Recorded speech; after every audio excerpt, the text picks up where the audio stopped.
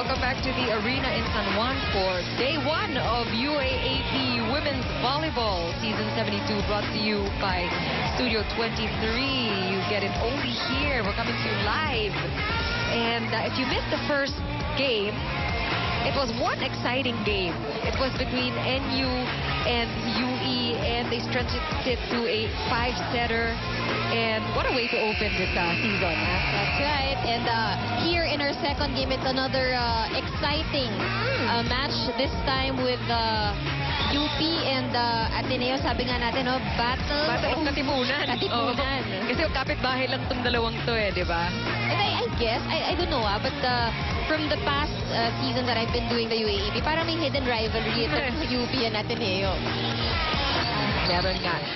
Looking back at their performance in the past, at least in the most recent past, we mentioned this earlier, but UP did not win against Ateneo in the elimination round last year.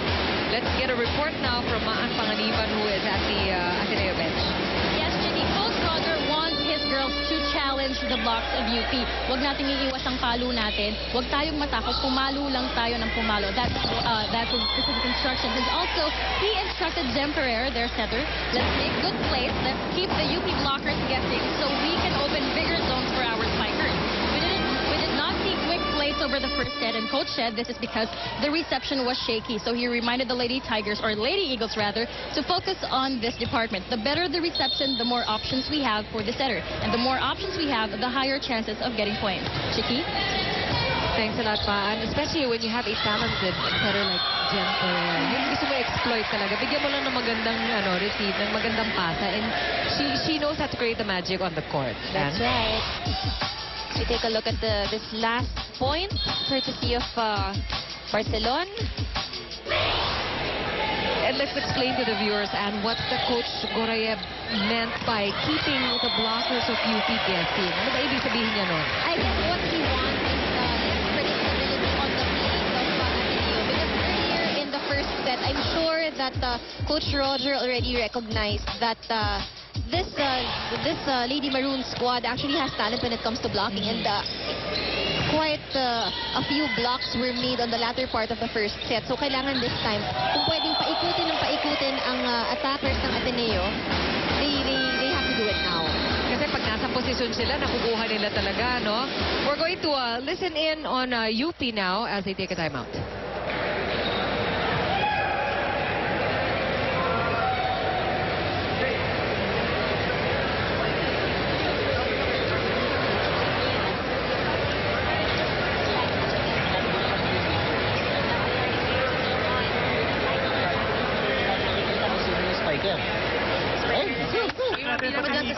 Kailangan tao-tao kung ano gagawin ng Hey, pitching me, Pete! Jim! Kapit na! Masyado magaling mag-lip read. Medyo nahuli yung ating eavesdropping sa UP. What do you think Coach Ron told the girls? But I think it's more of having presence of mind. Hindi ko masyadong narinig na, I didn't catch that huddle as much, but I think it's more of the team's focus on what they're doing, receiving properly, and best of all itong si Coach Ronald, every time nagbibigay yan ng bilin sa mga players niya, it's more on yung puso for them to just play well. Narinig na nga natin na sinabi niya yun sa kanyang team kanina, no, na huwag bumitaw, na yun na nga, yung puso talaga, na just to stay in the game and just go in there courageous, knowing that you can really deliver naman. Meron naman silang ibubuga talaga. Pumasok ba? We're the total opposite, no? Pero mukhang... Look at naman si Jem Ferrer. With them working her magic. I know, who knew, right? On the first touch. It's her eye at the back of her head. Second touch really pala a yun. Talent, ano? Oo. Nakakatuwa, and she's only a second-year player. That's right. Even actually on her first year, a lot of people were already impressed. Yeah, impressed and giving praises because she, for a first-year player, minsan medyo natatakot pa or hindi pa ganun binibigay lahat But on her first year, she really showed a spectacular setting job for Ateneo. talking about setters, as we mentioned earlier, yun naman ang medyo problem area para sa Team UP. In Yes. fact, this year we're seeing a new setter on the court. In fact, the first string setter is not playing right now. We have Data, number 1, who is doing the setter duties for UP. Jeffer continues to serve. Maganda pati yung serve niya. Nice reception there by Cuevas. Ateneo will set up. Back step. Acevedo is blocked. Nice save there by Steph Gabriel. And Mela Lopez blocked also. She goes up one more time. Goes deep. Smart play there. Yan naman ang, there's experience shining through. Kita niya yan na medyo butas sa likod because the girls in blue all bunched up at the front area of the court.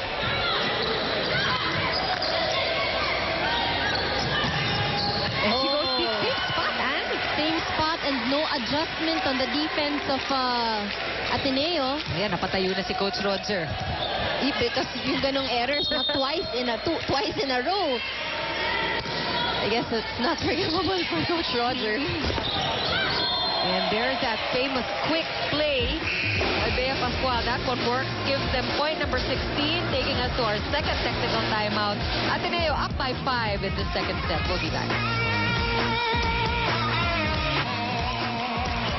And we're back here at the arena in San Juan. Shakira Opuno with Andrew Mulia bringing you the action in day number 1 of season 72 UAAP Women's Volleyball. Let's turn you over now to Patch Katsana, who is at the UP bench. Patch. Yes, Chicky. Earlier I mentioned about UP's height, but this is their advantage against Ateneo in today's game. Now, according to Coach Ron, aside from attacking, the perks of having tall girls in the team is their advantage on the defense. What they will work on today is their blocking that you saw earlier in the previous set. He may be experimenting with his new libero, setter, and center spiker, but what seems to be proven are the blockers that seem to work against Ateneo. Kinapos na lang daw according to the girls, but the Lady Maroons are keeping their energy high to make up for the lost points. Timing lang sa blocking and watch your spikers. Chicky? Thanks a lot, Patch. 16-11 the count. Ateneo has to watch it though because they enjoyed a similar lead in the first set at unti-unting humabol ang UP. And with that report from Patch, tama, that's exactly what you're telling us, Anne. G. Hervasha is just unstoppable in the front line. She has really found her game, no? And Yes. si G definitely is, at least in this game, no, has been very consistent. She knows her role in the team. And she has delivered. Free ball. There'll be a chance for UP to set up. Let's see what they make of this play. Back step, Stan going up. She goes past the two-man block. That's a point. Hindi naman kailangan daanin sa power hits lahat, ano?